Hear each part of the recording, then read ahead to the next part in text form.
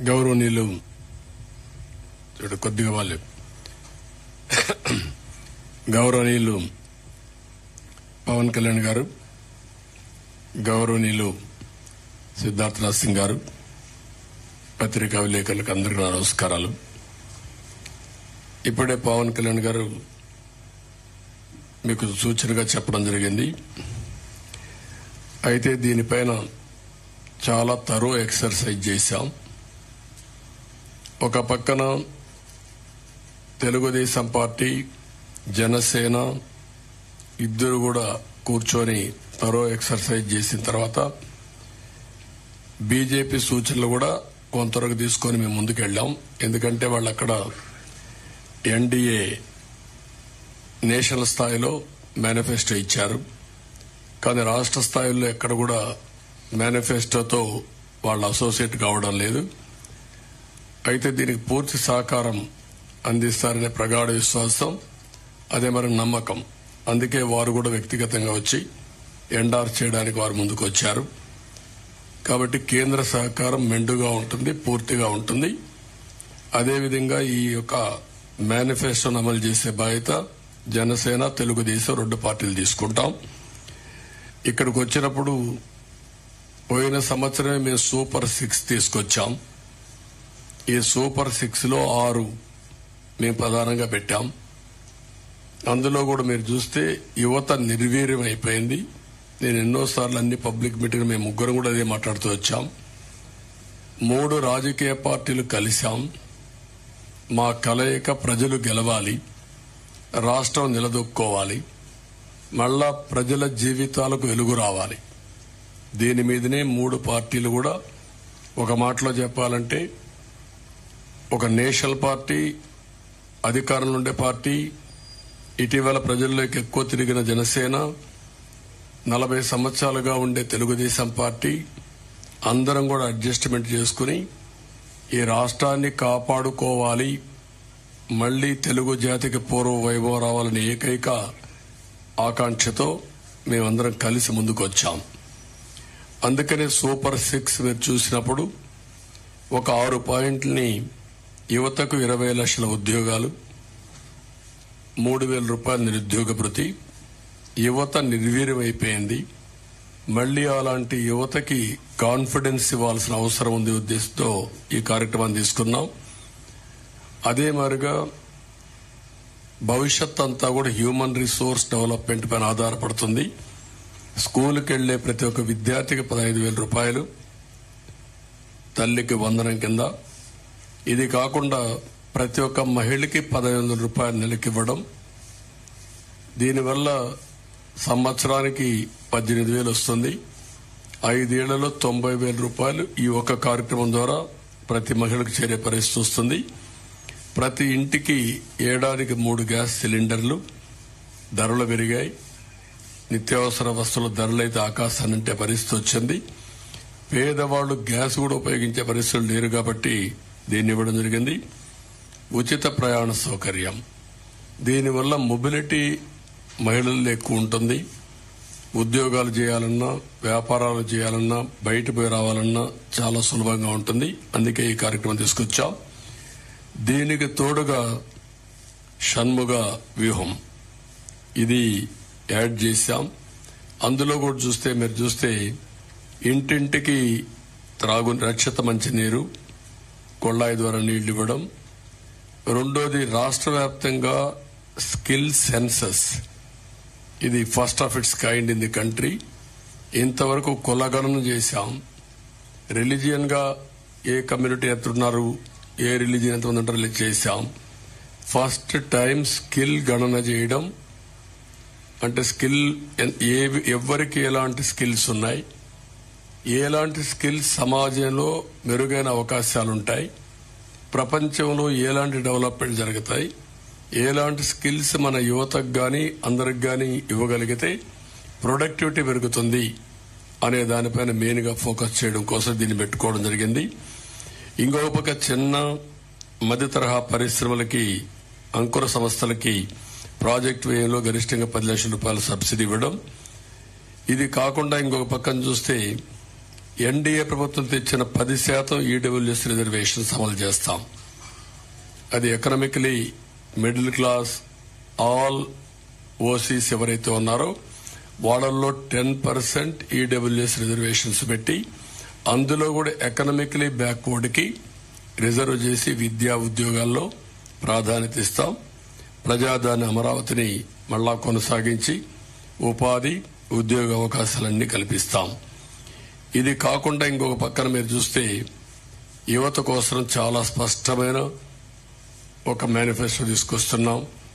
దీంట్లో మీరు చూసినప్పుడు మెగా డిఎస్సి ఫస్ట్ సిగ్నేచర్ కింద పెడతాం. ప్రతి సంవత్సరం జాబ్ క్యాలెండర్ ఉంటుంది. ఉత్తరాంధ్ర, కోస్తా, రాయలసీమ ఉద్యోగ కల్పనకి ఏ అవకాశాలున్నాయో అన్ని ఉపయోగించుకుంటాం. ఎంఎస్ఎంఈకి ఎక్కువ ప్రోత్సాహం ఇస్తాం. పరిశ్రమలకు అనుకూలంగా పాలసీలు తీసుకొస్తాం. మళ్లీ పెద్ద ఎత్తున పెట్టుబడులు తీసుకొచ్చి రాష్ట్రానికి ఉపాధి అవకాశాలు కల్పించే బాధ్యత తీసుకుంటాం. యువత ఎప్పుడు సాలిడ్ గా ఫ్యూచరిస్టిక్ గా ఉండడం కోసం క్రీడల్ని ప్రోత్సహిస్తాం. డిజిటల్ లైబ్రరీస్ ని ఎక్కడికక్కడికి అందుబాటులో తీసుకొచ్చి ఉద్యోగ అవకాశాలే కాకుండా నాలెడ్జ్ అప్గ్రేడ్ చేసుకుంటూ ముందుకెళ్తారు. అదే సమయంలో బీసీ డిక్లరేషన్ మేము జైహో బీసీ పెట్టాం. బీసీ డిక్లరేషన్ తీసుకున్నాం. 50 సంవత్సరాలకే నెలకు 4,000 రూపాయల పెన్షన్ బీసీలకు ఇస్తాం. బీసీలకు వాళ్ళ రక్షణ కోసం ప్రత్యేకమైన చట్టం ఒకటి తీసుకొస్తాం. బీసీ సబ్ ప్లాన్ ద్వారా 5 ఏళ్లలో 1,50,000 కోట్లు ఖర్చు పెట్టి తద్వారా వారి యొక్క వృత్తిపరంగా చేతిపరంగా వాళ్లకు పూర్తి సహకారం ఇచ్చి వాళ్ళ పైకి తీసుకొచ్చే కార్యక్రమాలు తీసుకుంటాం. అదే మాదిరిగా స్థానిక సంస్థల్లో నామినేటెడ్ పోస్టుల్లో 34% రిజర్వేషన్స్ వల్ల రెస్టోర్ చేయడం, నామినేషన్ల ప్రాధాన్యత ఇవ్వడం, చట్టసభల్లో 33% రిజర్వేషన్లు రావడానికి కేంద్రానికి రికమెండ్ చేస్తాం. కేంద్రంతో సంప్రదిస్తాం. ఇది జరిగే వరకు వారికి అండగా ఉంటాం. తక్కువ జనాభాతో ఎక్కువ పోటీ చేయలేని వర్గాలకి నామినేటెడ్ పోస్టుల ద్వారా రాజ్యాధికారంలో భాగస్వాములు చేస్తాం. ఇది కాకుండా బీసీ వాళ్ళ కులాల దామాషా ప్రకారం 140 బీసీ కులాలున్నాయి. ఆ కులాల్లో కొంతమంది ఎక్కువ ఉన్నారు, కొంతమంది తక్కువ ఉన్నారు. అందరి యొక్క జనాభా దామాషా వారి యొక్క ఎకనామిక్ కండిషన్ బట్టి వాళ్ళందరినీ కూడా ఎవాల్యుయేట్ చేస్తాం. దీని ప్రకారం కార్పొరేషన్లు పెట్టి అన్ని కార్పొరేషన్లకు నిధులిచ్చి తద్వారా వాళ్ళని ఆర్థికంగా పైకి తేవడం కోసం కృషి చేస్తాం. స్వయం ఉపాధికి ప్రతి సంవత్సరం ఒక 10,000 కోట్లు ఖర్చు పెడతాం బీసీల కోసం.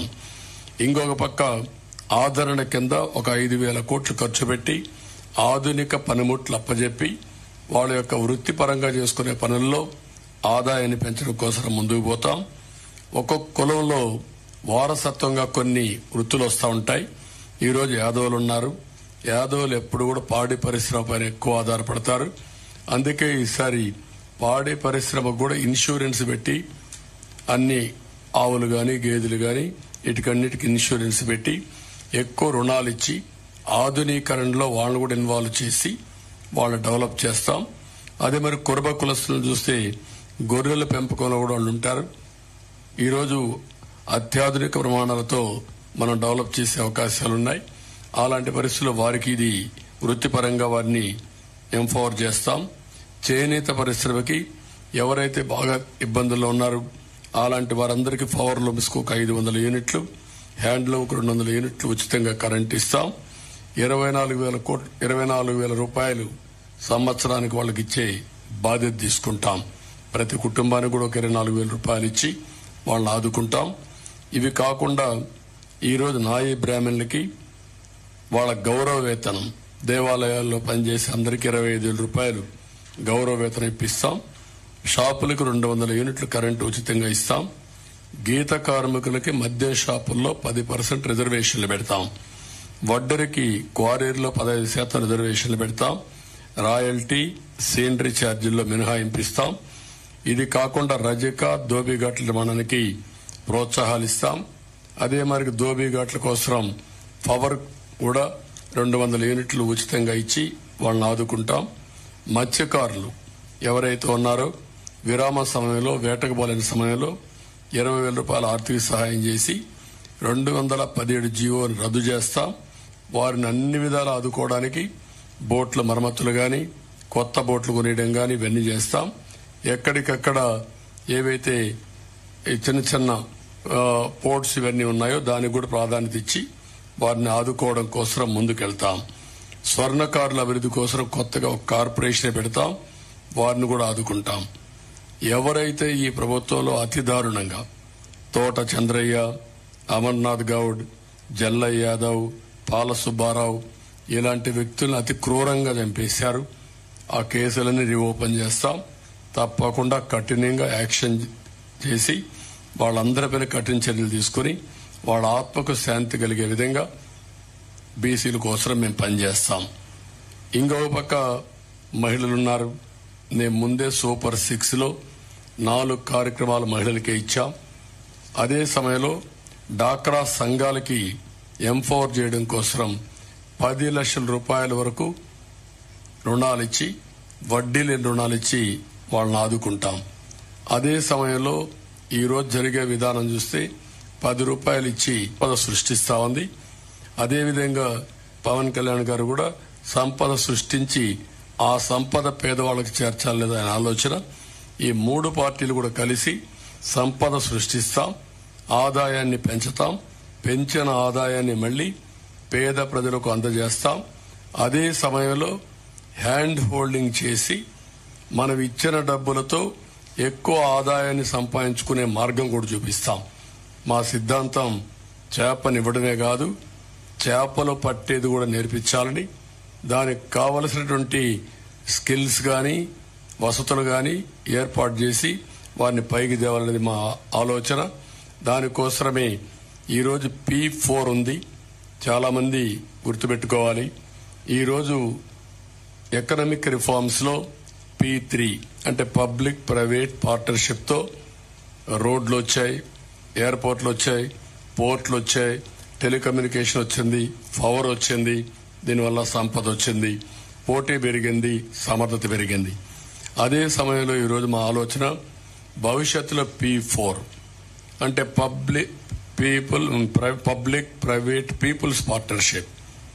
ఈరోజు 10% పై బాగా ఆర్థికంగా పైకి వచ్చిన వాళ్ళు కనీసం ఒక 20 మంది కిందన ఆర్థికంగా వెనుకబడిన వాళ్ళని పైకి తెచ్చే సామాజిక బాధ్యత తీసుకోవాల్సిన అవసరం ఉంది.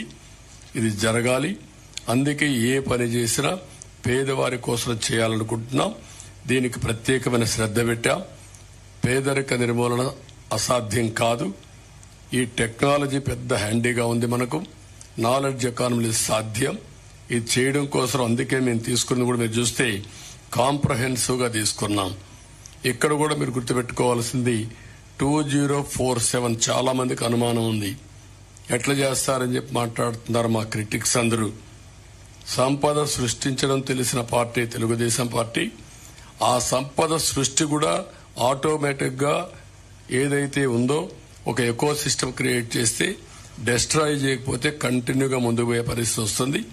దానికి ఒక నిదర్శనం ఒక హైదరాబాద్, లేకుంటే ఐటీ రంగం, అలాంటివన్నీ చేసి ముందుకెళ్తాం.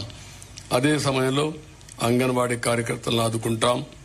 ఉద్యోగాలు చేసే మహిళలకు హాస్టల్ వసతి ఏర్పాటు చేసి వాళ్ళకి రక్షణగా నిలబడతాం.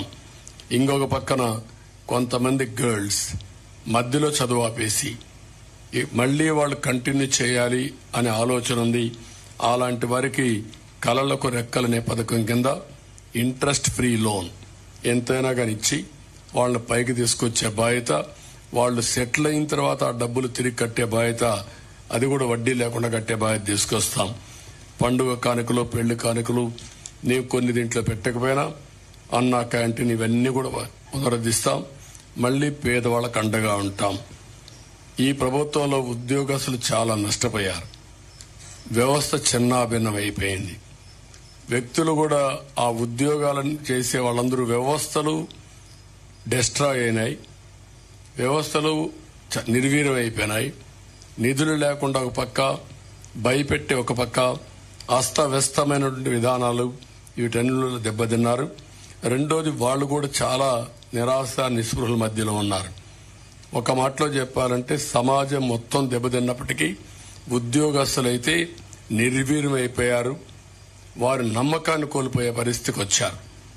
ప్రభుత్వంలో ఎప్పుడు ఉద్యోగస్తుల మొరేల్ బాగుంటే వారే సంపద సృష్టించాలి, వారే సేవలు అందించాలి, వారి వల్ల కూడా ప్రగతి జరగాలి. మేము పాలిటీషియన్స్ పాలసీలు నిర్ణయిస్తాం, దాన్ని ఎగ్జిక్యూట్ చేసేది సమర్థవంతంగా ఉద్యోగస్తులు చేయాల్సిన అవసరం ఉంది. ఒక్క ఎగ్జాంపుల్ మీరు చూస్తే ఉపాధ్యాయులు ఎంత నిర్వీర్యమైపోయారంటే, ఒకప్పుడు మోస్ట్ రెస్పెక్టెడ్ కమ్యూనిటీ ఉపాధ్యాయుడు, తల్లి తండ్రి తర్వాత గురువు తర్వాత దైవం. అలాంటి ఉపాధ్యాయుడి నిస్సహాయ స్థితి, ఏం చెప్పుకోలేని పరిస్థితి. కడాన మద్యం షాపుల్లో కాపలాకు పెడితే అది కూడా నోరిప్పి చెప్పలేని పరిస్థితి. చెప్పితే కేసులు పెట్టడం. కనీసం వాళ్ళ రైట్స్ కోసం ఎప్పుడు కూడా ప్రజాస్వామ్యంలో ప్రజాస్వామ్య హక్కుల కోసం మాట్లాడే వ్యక్తులు ఇంటలెక్చువల్ కమ్యూనిటీ టీచర్స్. అలాంటి టీచర్స్ నోరిప్పలేని పరిస్థితి తీసుకొచ్చారు. ఇంకొక పక్కన మనం ఒకసారి చూస్తే వీళ్ళందరిలో పీఆర్సీ లేదు, ప్రావిడెంట్ పీఎఫ్ లేదు, సరెండర్ లీవులు లేవు, లేకపోతే టీఏలు లేవు, లేకపోతే ఏది కూడా లేకుండా 20,000 25,000 కోట్ల రూపాయల బకాయిలు పెట్టి అడిగితే వాళ్ళ మీద కేసులు పెట్టడం, వాళ్ళ సంఘ నాయకులను అరెస్టులు చేయడం, కావాలని కేసులు పెట్టి ఏసీబీ కేసులు పెట్టి వేధించడం, ఇది ఒక ఆనవాయితీగా అయిపోయింది. అందుకని మళ్ళా వాళ్ళ యొక్క ఆత్మ విశ్వాసాన్ని పెంచుతాం, ఆత్మ గౌరవాన్ని పెంచుతాం. ఆ విధంగా పీఆర్సీ ఇవ్వడం గాని, పీఆర్సీ వచ్చే లోపల ఇంటీరియం రిలీఫ్ కూడా ఇస్తాం. ఇంటీరియం రిలీఫ్ ఇచ్చి వాళ్ళకి ఇవ్వాల్సిన డబ్బులు కూడా ఫేజ్డ్ గా అవన్నీ కూడా క్లియర్ చేసి ప్రతి నెల జీతాలు వచ్చే పరిస్థితికి మళ్లీ తీసుకొస్తాం. ఆర్థిక వ్యవస్థని మెరుగుపరుస్తాం. అదే మరిగా ఏదైతే సిపిఎస్ ఉందో ఆ సిపిఎస్ ను కూడా సమీక్ష చేసి ఏ విధంగా దీన్ని చేస్తే పరిష్కార మార్గం సరైన మార్గం చూపించగలుగుతామో దానికి కూడా ఒక సమస్య పరిష్కారం కోసం కృషి చేస్తాం. ఇది కాకుండా తక్కువ జీతాలు పొందే అవుట్ సోర్సింగ్ గాని, లేకపోతే అంగన్వాడీ గాని, లేకపోతే మీకు పోలీసు వ్యవస్థల్లో ఉండే వీళ్ళందరికీ గాని వాళ్ళందరినీ ఏ విధంగా చేయాలో అవన్నీ చేస్తాం. వాలంటీర్స్ కూడా ఒక 10,000 రూపాయలు వేతనం పెంచుతాం. పాడి పరిశ్రమ స్వయం ఉపాధికి ఉపయోగపడుతుంది. దీన్ని కూడా పెద్ద ఎత్తున అభివృద్ధి చేస్తాం. ఇది కాకుండా కాపు సంక్షేమం కోసం ఒక 15,000 కోట్ల రూపాయలు ఖర్చు పెడతాం. ఇప్పుడు ఫస్ట్ లో మీరు చూస్తే ఈబీసీ తీసుకొచ్చాం. ఈబీసీ తీసుకొచ్చినప్పుడు 10% ఈబీసీలకు రిజర్వేషన్ చేసే పరిస్థితి వస్తుంది. 10% అంటే ఉద్యోగాల్లో కాలేజ్ సీట్లలో 10% ఉంటుంది. అందులో కాపులు ఎక్కువ మంది ఓసీస్ లో వెనుకబడిన వర్గాలుంటే, ఆర్థికంగా వెనుకబడి ఉంటే వాళ్ళకి ఎక్కువ రిజర్వేషన్లు వస్తాయి. ఆ విధంగా దామాషా ప్రకారం వారి వారి ప్రాధాన్యతను బట్టి దానికి ఇచ్చే పరిస్థితి వస్తుంది.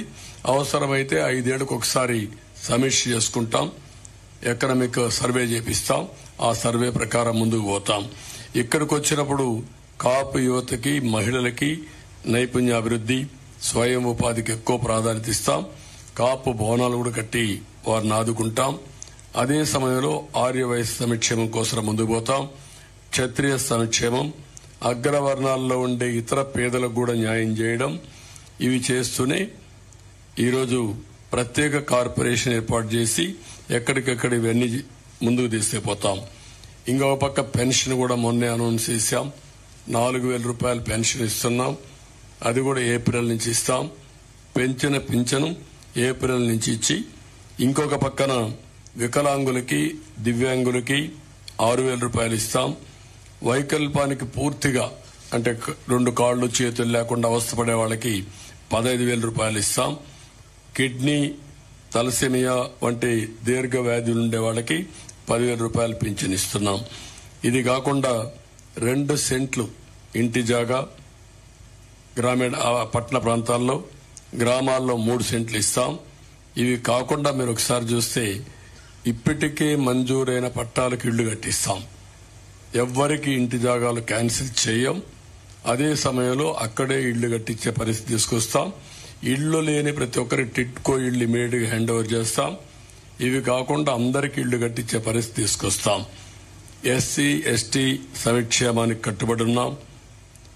జిల్లాల వారీగా వర్గీకరణ కూడా చేస్తాం. ఎస్సీ ఎస్టీలకు 50 సంవత్సరాలకే పింఛన్ ఇస్తాం. సప్లాన్ నిధులు వారి అభివృద్ధి కోసమే ఖర్చు పెడతాం.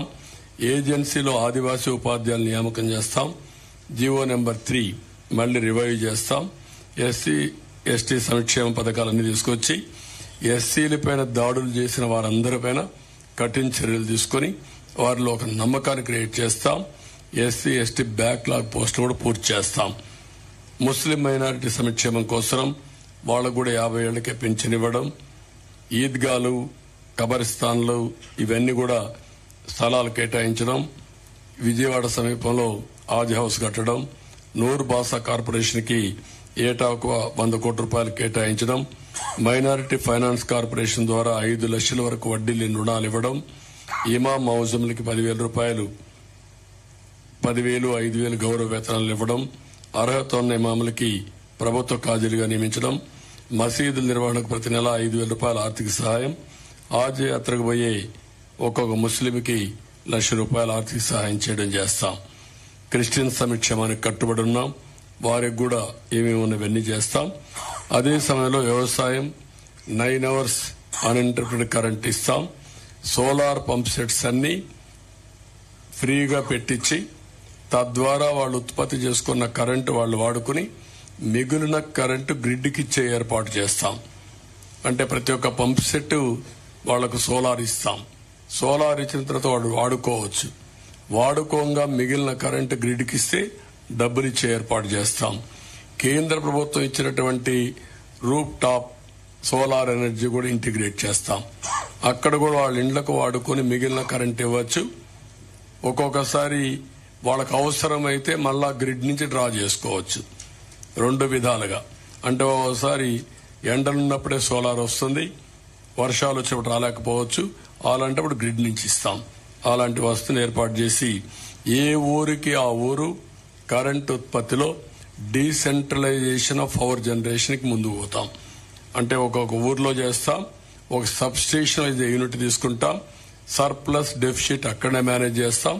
అప్పటి కూడా షార్ట్ ఫాల్ ఉంటే గ్రిడ్ మేనేజ్మెంట్కి వెళ్తాం. అంటే మా ఉద్దేశం ఎక్కడ వీలైతే అక్కడ పంప్డ్ ఎనర్జీ కూడా పెడతాం. పంప్డ్ ఎనర్జీ పెట్టి ఎప్పుడైతే కరెంట్ రాని పీక్ టైంలో ఈ పంప్డ్ ఎనర్జీ ద్వారా పవర్ జనరేట్ చేసి ముందుకెళ్తాం. అదే సమయంలో ధరల స్థిరీకరణ నిధి ఏర్పాటు చేస్తాం. ఏవైతే సబ్సిడీ ద్వారా అన్ని ఆపేశారు, వాళ్ళు ఇచ్చే 7,500 రూపాయలు తప్ప ఏది ఇవ్వడం లేదు. ఇప్పుడు దాన్ని మేము 20,000 రూపాయలు చేస్తున్నాం.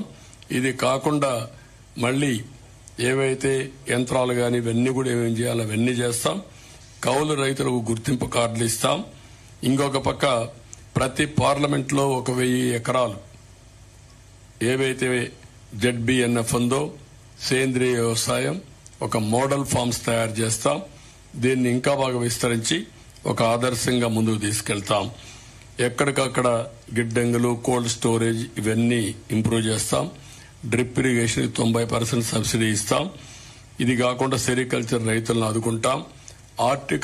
అగ్రికల్చర్ మనం అక్వాకల్చర్ రైతులకు కూడా ఒక యూనిట్ కి ₹50 కరెంట్ ఇస్తాం. ఇంకొక పక్క ల్యాండ్ టైటిలింగ్ యాక్ట్, ఇది nothing but Jagan land grabbing act. అతను ల్యాండ్ గ్రాబ్ చేయాలనుకుంటున్నాడు. అందుకే ఇలాంటి నల్ల చట్టాలు తీసుకొస్తున్నాడు. దీని పేరే జగన్ ల్యాండ్ గ్రాబింగ్ యాక్ట్. సొంతం కోసం పెట్టుకుని ఇలాంటి వ్యక్తులందరినీ ప్రోత్సహించి ప్రభుత్వ ఆస్తులపైన కత్తిపెట్టి బెదిరించి భయభ్రాంతులు చేసి ఎవరైనా మాట్లాడినా లేకపోతే వాళ్ళకు అవసరం ఉన్నా లాగేసుకునే పరిస్థితి వస్తారు. ఇప్పటికే ఈ రాష్ట్రంలో 40 ఏళ్లు 50 ఏళ్లు సంపాదించిన ఆస్తులు మెడ మీద కత్తిపెట్టి రాయించేసుకున్నారు. అది ఒక పోర్టు కావచ్చు, లేకపోతే ఇంకొక పక్క ఒక భూమి కావచ్చు, ఒక ఇండస్ట్రీ కావచ్చు, లేకపోతే ఒక క్వారీ కావచ్చు, ఒక మైనింగ్ కావచ్చు. ఏదైనా సరే మీరు చూస్తే మొత్తం రాగించుకున్నారు. ఎందుకు పోర్టులు చేతులు మారాయని అడుగుతున్నా. ఎందుకు సెజ్లు చేతులు మారాయని అడుగుతున్నా. ఎందుకు స్టూడియోస్ చేతులు మారాయని అడుగుతున్నా. ఎందుకు ఆస్తులు బలవంతంగా చేతులు మారాయని అడుగుతున్నా. There is no answer. ప్రతి ఒక్కరూ ఏ స్థాయికి వచ్చారంటే మా ప్రాణాలుంటే చాలు, మేం బ్రతికితే చాలు, ప్రాణాలుంటే వేరే ప్రాంతాలకు పోయి 10 రూపాయలు సంపాదించుకుంటాం, ఇక్కడుండి మేము ప్రాణాలు పోగొట్టుకోలేమనే ఉద్దేశంతో సరెండర్ చేసేశారు. 30 ఏళ్లు 40 ఏళ్లు సంపాదించిన ఆస్తులవి. అలాంటి దుర్మార్గమైన కార్యక్రమాలు జరిగాయి. అవన్నీ కూడా నేను ఎగ్జాంపుల్ చెప్పమంటే అన్ని చెప్పడానికి సిద్ధంగా ఉన్నా. రేపు గవర్నమెంట్ వస్తానే ఒకటి కాదు ఎందుకు మారాయో నేను అడుగుతున్నా. కాకినాడ సెజ్ ఎందుకు మారింది, కాకినాడ పోర్ట్ ఏంటి, గంగవరం పోర్ట్ అన్ని ఒకటి కాదు. మైనింగ్ ఈరోజు సిలికాన్ మైనింగ్ మన గూడూరు దగ్గర ఉన్నాయి. ఒక్క ఓనర్ ఉన్నాడు ఒరిజినల్ ఓనర్. దాంట్లో రాష్ట్రంలో క్వారీస్ ఉన్నాయి. కనీసం చిన్న చిన్న క్వారీస్ కూడా మొత్తం లాగేశారు. ఒక్క క్వారీ ఎవరి దగ్గర లేదు. గ్రనైట్, గెలాక్సీ గ్రనైట్ ఎందుకు చేతులు మారాయి? ఎవడు తీసుకున్నాడు? ఎవరైనా బరి తెగించి నువ్వు చంపేసినా పర్వాలేదు అని అడ్డం తిరిగిన వాళ్ళు క్యాన్సిల్ చేసి హెవీ ఫైన్స్ వేసి ఆపరేట్ చేయకుండా చేసి సమయం వచ్చేప్పుడు చూసుకుంటాను గమ్మునుండే పరిస్థితికి వచ్చారు. ఈ రోజు మీరు చూశారు శాండ్ విషయంలో సుప్రీంకోర్టు మేము ఎన్ని ఆదేశాలు ఇచ్చినా మీరు యాక్షన్ చేయడం లేదు కాబట్టి ఇమ్మీడియట్ పండి, ఎక్కడ కూడా ఇసుక తవ్వడానికి వీలు లేదు, ఇమ్మీడియట్ గా మాకు కౌంటర్ ఫైల్ చేయమని గవర్నమెంట్ కి ఇక్కడ డిపార్ట్మెంట్ కి ఆదేశాలు ఇచ్చే పరిస్థితి వచ్చింది. ఎన్నిసార్లు కామెంట్ చేశారు హైకోర్టు, ఎన్నిసార్లు కామెంట్ చేశారు సుప్రీంకోర్టు, ఎన్జీటీ ఎంత స్పష్టమైన ఆదేశాలు ఇచ్చింది అంటే కోర్టులంటే లెక్కలేదు, రెగ్యులేటరీ ఏజెన్సీస్ అంటే లెక్కలేదు, ఇష్టానుసారంగా చేసే పరిస్థితికి వచ్చారు. అందుకే మేము వస్తానే జగన్ ల్యాండ్ గ్రాబింగ్ యాక్ట్ ని రద్దు చేస్తాం. ఇది ఆయన కోసం పెట్టుకున్న ల్యాండ్ గ్రాబింగ్ యాక్ట్. ఇది నిన్న అడిగారు భాస్కర్ రెడ్డి అనే వ్యక్తి పులివెందల్లో జగన్మోహన్ రెడ్డి సతీమణిని అడిగారు. ఏమడిగారు? మా నాన్న మా తాత ఇచ్చిన భూమి పైన మీ ఫోటో ఎందుకు పెట్టుకున్నారు, మీ ఆయన ఫోటో ఎందుకు పెట్టుకున్నారు అడిగారు. రాజముద్ర పడవలసింది ఎక్కడ? ఇలాంటి ఫోటో వేస్తే ఎవరు సహిస్తారని అడుగుతున్నా. What is the answer? నువ్వు అంటున్నావు కదా నన్ను మెచ్చారని, సమాధానం చెప్పు. నువ్వు ఇచ్చావా ఈ ఆస్తి? మీ తాత ఇచ్చాడు ఈ ఆస్తి? నీ సాక్షి పేపర్ నుంచి సంపాదించి ఇచ్చారా? మీ భారతీ సిమెంట్ నుంచి ఒక బస్తా ఉచితంగా ఇచ్చావా? కాబట్టి ఇవన్నీ కూడా మనం గుర్తుపెట్టుకోవాల్సింది. ప్రజలు మాటలాడలేని పరిస్థితి, నిస్సహాయ స్థితికి నెట్టేసి భయభ్రాంతులు చేసి పోలీసులు పెట్టుకుని హైహ్యాండెడ్ గా మాట్లాడితే అరెస్టులు చేసి, అరెస్ట్ చేసిన తర్వాత వాళ్ళు పోలీస్ టార్చర్ చేసి ఇలాంటి దుర్మార్గమైన పనులు చేశారు. కాబట్టి దీనిపైన ఇప్పుడు అన్ని అయిపోయినాయి. ఇప్పుడు కడాన ప్రైవేట్ ఆస్తులపైన కూడా పెట్టారు. ఇప్పుడు చాలా మంది రాష్ట్రం వదిలిపెట్టి వెళ్లిపోతున్నారు. నిన్న మీరు చూశారు ఒక అమ్మాయి ఆరుద్ర. ఆ ఆరుద్ర అమ్మాయి వారణాసికి వెళ్లిపోయింది. వారణాసికి వెళ్లిపోయి మళ్ళా తిరిగి నేను రావాలంటే ఈ ప్రభుత్వం పోతే వస్తాను, నేను రాలేనని చెప్పే పరిస్థితికి వచ్చింది. మీ అందరికి ఐడియా ఉంది ఆరుద్ర ఏ విధంగా ఫైట్ చేసిందో. రంగనాయకమ్మ ఏం తప్పు చేసింది ఆవిడ? ఈ రాష్ట్రం వదిలిపెట్టి వేరే రాష్ట్రానికి పొట్ట కోసరం పోయే పరిస్థితి వచ్చేసింది. కనీసం లైవ్లీహుడ్, తిండి కోసం వేరే రాష్ట్రానికి వారిపోయే పరిస్థితికి వచ్చారు. ఇది అరాచకాలకు పరాకాష్ట. ఇప్పుడు ఫైనల్ గా ఈ ల్యాండ్ టైటిలింగ్ యాక్ట్ పేరుతో జగన్ గ్రాబింగ్ యాక్ట్ తీసుకొచ్చారు.